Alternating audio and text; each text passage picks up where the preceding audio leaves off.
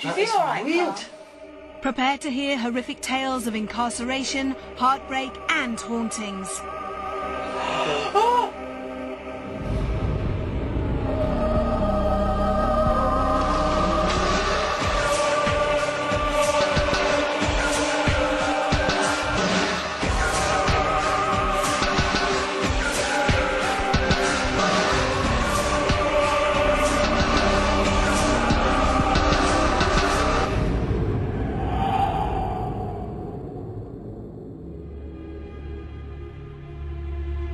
Hello, I'm Yvette Fielding, and this is Most Haunted.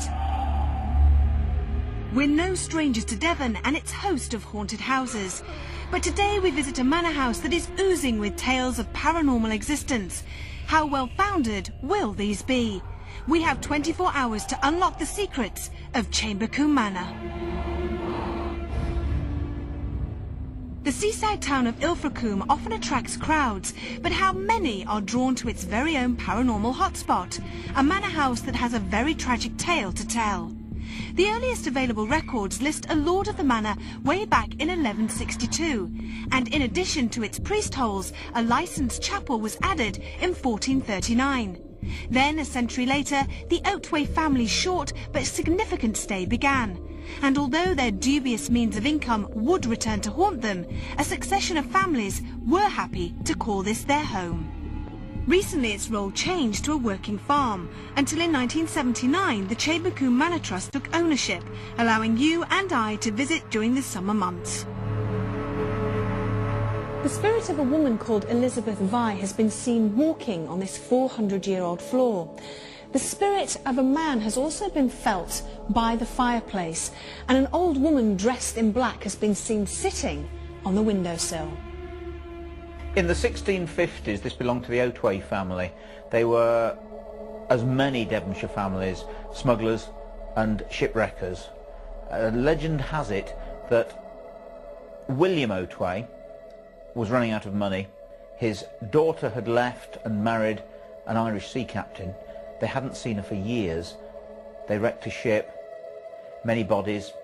They found a young woman lying on the sand. She'd been bashed against the rocks, her face was badly disfigured. He robbed her, then realised she was still alive. Brought her back here to the house unconscious, laid her in a bed. 5 days later, she died. William was then wondering how to dispose of the body. Went down to the pub in Ilfracombe and was talking to some people who'd got a list of all the people that had been on the shipwreck. There was only one woman. They gave him the name, and it was his daughter, Kate. They didn't know what to do with the body, and so they bricked up the room where she was and left her lying in the four-poster bed. This is the four-poster bedroom, and there are so many ghost stories attached to it. It has to be one of the most scariest rooms I've ever visited.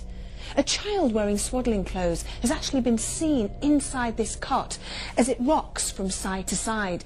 And as if that wasn't scary enough, the ghost of a woman wearing a grey long dress and a mop cap has been seen standing over it.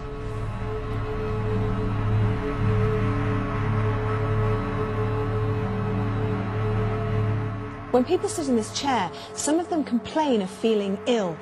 Others talk about being pushed off. So far, so good. I feel absolutely fine. In the 1880s, a farmer rethatching the roof noticed that there was an extra windowsill. Came inside and broke through the wall and found in a four-poster bed the skeleton of that girl, still there to that day. Which brings us to the priest hole.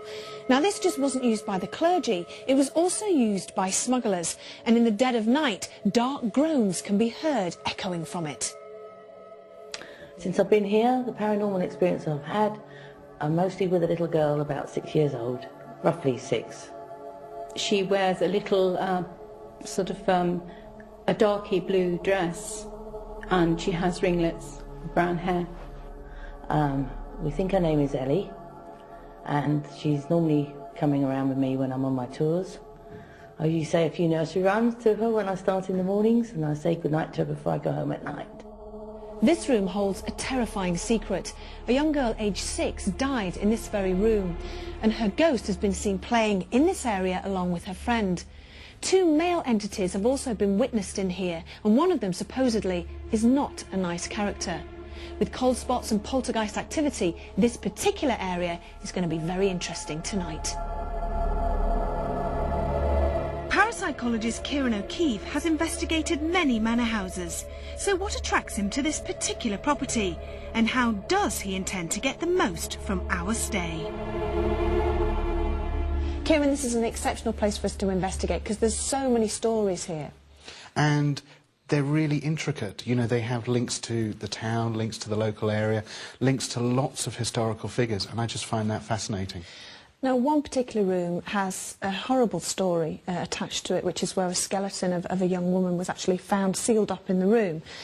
What do you want to do with that room tonight? Because apparently that's quite an active place. I'd like to make that an experimental room for at least part of the investigation and focus a lot of equipment there. EMF, temperature, humidity, air pressure, also have trigger objects and have a number of different cameras and motion sensors, and hopefully see if we can pick something objective up.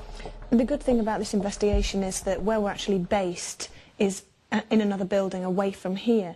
So when people come on a vigil, we know for a fact there is definitely nobody else in here. With the crew being in a separate building and having that walk to the haunted location each time they conduct a vigil, it's building up the anticipation and the fear. So certainly is something psychologically to look out for. There is a couple of houses nearby, but there's sort of no main roads, it's not busy, is it? It's certainly not busy around here, so yeah, we're not going to get any extraneous noise from outside that we could misinterpret as some sort of paranormal communication. It's going to be fantastic, and with these historical accounts, some of us know in depth about the stories, others don't. But what you're finding with each investigation is that the whole evening seems to build up a narrative of its own. You know, so it starts off with a few little phenomena that people are experiencing, and then it's a case of getting information from the medium that's attributed to a spirit or a previous story, and we build up on that, and in the seance maybe get more detail about the story. So as the evening goes on, we're almost building our own story that matches the previous accounts, and I think if we get that, that would be good. This house may offer a relatively uninspired exterior, but what lies inside? Before medium David Wells's arrival, guest psychic Gordon Smith would start in the room that for a century and a half lay untouched by human hand. Then it was a crypt for the corpse of a deserted daughter, but nowadays is the centre of the paranormal phenomena at Chambercombe Manor.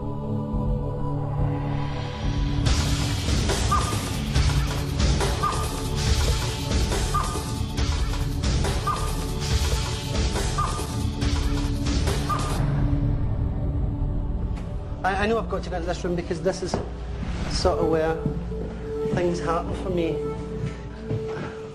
And again, I'm in this room, but I'm not. I'm also behind this room, here.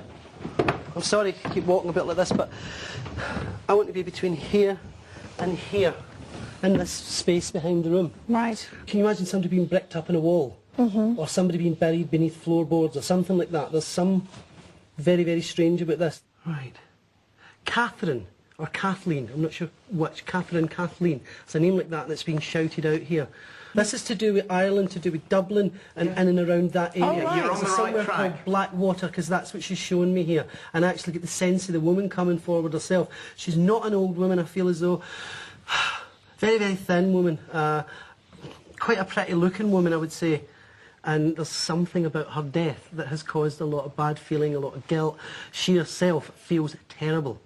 So we can help her? I would say so, absolutely. I hope so, because this is something that I feel really, really strong. Despite dozens of landlords living here, Chambercombe is a manor house shrouded in the grief of one particularly unsavoury family. But will the extent of their grief fully manifest as our investigation reaches the witching hour? Can you hear my voice? It's moving, it's moving. Cops rocking.